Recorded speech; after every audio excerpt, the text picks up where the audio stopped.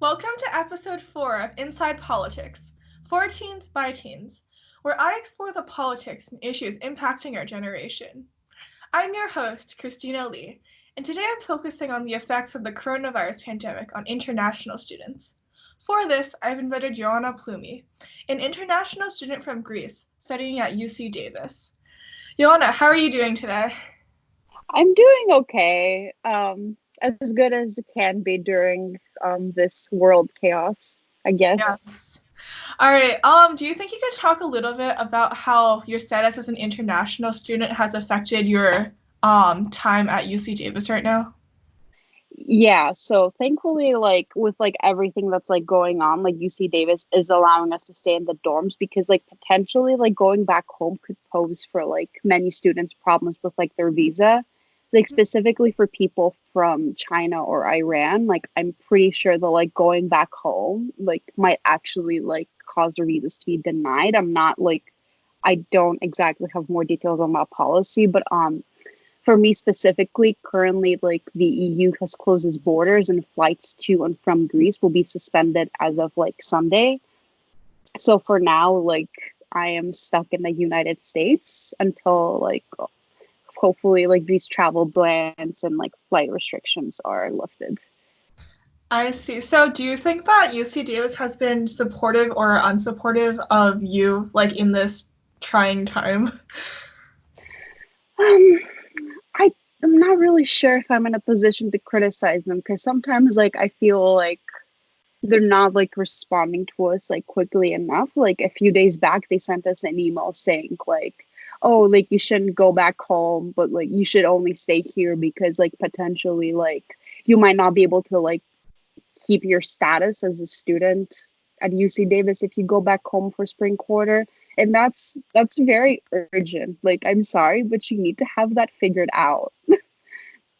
Um yeah, like I think like they are doing their best, but like with like because everything started shutting down like last minute, I think they are doing like their best within like their situation. But of course, like we are a minority within like the campus, so I definitely feel like we're not like the administration's first priority. I see. So like have the state governments or federal governments reached out to you or like done anything for international students in your situation? Not really.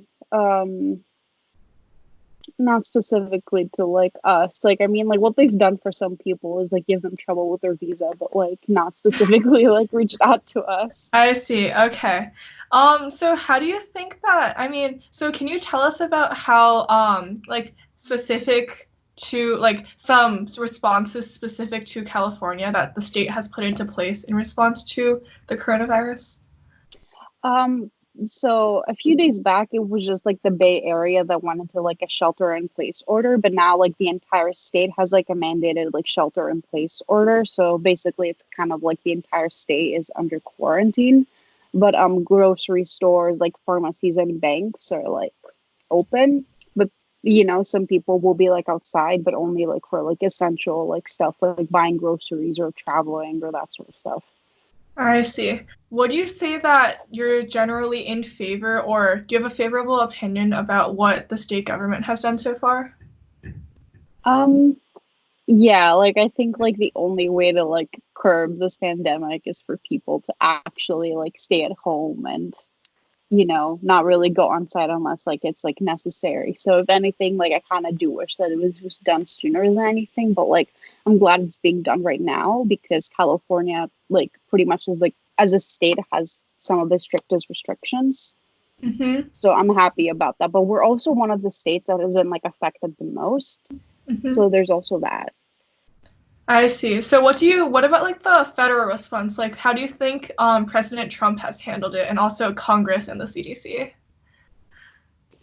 Uh, I don't know too much about the federal like response, but I mean, at least like from like hearing Trump speak a lot of the times you could feel that maybe this is not taken like very like seriously or like I don't know if you've also heard him like saying, "Oh, like this like Chinese disease, like it's like, you know, this isn't a disease that discriminates based on race." Like this is like important. We need to act on it like now, regardless of like where it came from. I see. So do you have any like specific apprehensions or fears about this crisis for you personally that will either last in the short term or in the long term?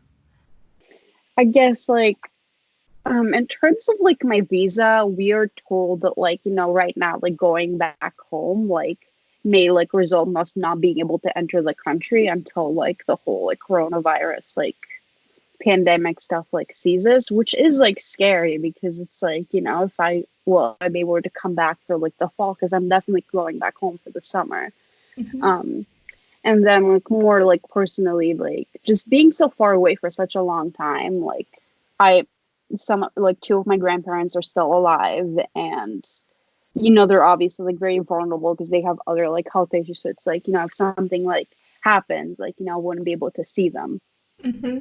And if it's like, even if I wanted to see them, like I just can't. Like it's like I could go to Greece, but I would have to like fly into like multiple like other countries and then like take like, I don't know, take a car to Greece because like there are no flights. Mm-hmm. So like, is there like what sort of information would bring you comfort or like make you feel better about the whole situation? Like I guess like the only thing that like brings me comfort is just seeing that like less people are outside. I can kind of see that. Like right now I'm like just staring at my window and I can just see some people like moving out, but that's it. Like I can't really see like any other people walking around, so that makes me happy. It seems like at least like the people on this campus are more or less adhering to like the stay in shelter order. Um yeah, and I guess like I want to know my family is okay, but like the thing is like with that, like I have the power to check in on my family, like this is a good time for everyone to call their family, call loved ones, call people you normally would hate, and just like check in on them because like it's likely that like you have a lot of time in your hands and you might as well like use that to like connect with people. Mm-hmm. So like, do you have any like information that you'd be like, I guess like maybe the government could provide on like how they're trying to handle things, or maybe like from the CDC about like the epidemic? I'm not quite sure because I'm like I would like to know what's going on with like the the development of like a vaccine perhaps, at the same time like that's kind of stuff that takes like a long time and nobody really knows what's going on with that. But like as of right now, like not really, to be honest. Like I don't really have any questions. Got it. Do you have any like final thoughts or like anything in like particular that you've been thinking about in relation to this crisis? I guess like something that like I've just like noticed. So UC Davis has like a social media platform called Wildfire. It's kind of like Reddit, but people can post like whatever's on their mind. And I feel like most in winter quarter more than fall quarter, people were posting things that were sort of like against like international students, if that makes sense. Like a lot of people would write stuff like, oh my god, like international students make this campus like a worse place.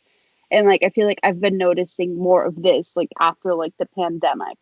For example, like I saw somebody post like, oh my god, like why don't like they make this campus a worse place, like they don't say hi to us, like why are they here, like, and they would actually like get upvoted for saying things like that. And that's just like not good. So I guess like the pandemic and like perhaps like the response to it, like President Trump calling the virus like the Chinese virus, has like increased like racialized like sentiments.